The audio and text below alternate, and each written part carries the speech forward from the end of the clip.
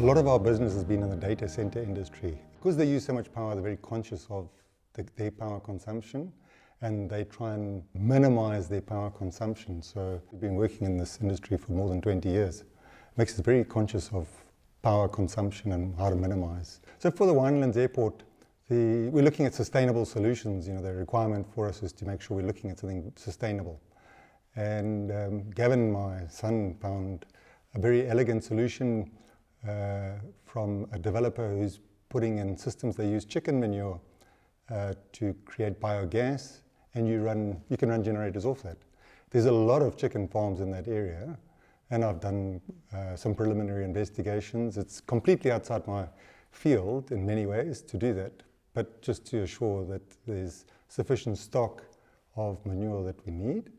But you can quite easily generate very decent quantities of electricity out of using chicken manure. It's a completely waste product from the farms. They can't use it all themselves, and it becomes fertilizer that you can give back to the farms. So it makes quite an exciting development to be involved with something like that. And as I said, it makes quite a decent amount of power too. And it's continuous. It's not reliant on the sun or the wind or anything like it. It's just on what the chickens in the local farming areas are producing. We are naturally looking at photovoltaic sources, you know, the solar power. If you look at the total area, the airfield, you can get quite a few hundred megawatts of solar power on the airfield. Obviously, you've got to be guided because it's an airfield. You know, you've got to be careful of the glare and the glint, they call it, to the pilots that are coming in. But there's very significant possibilities for that. And we're looking at all of them. For the Winelands Airport, you know, the main issue is getting power, number one, from Eskom. They're the supply authority for that particular area.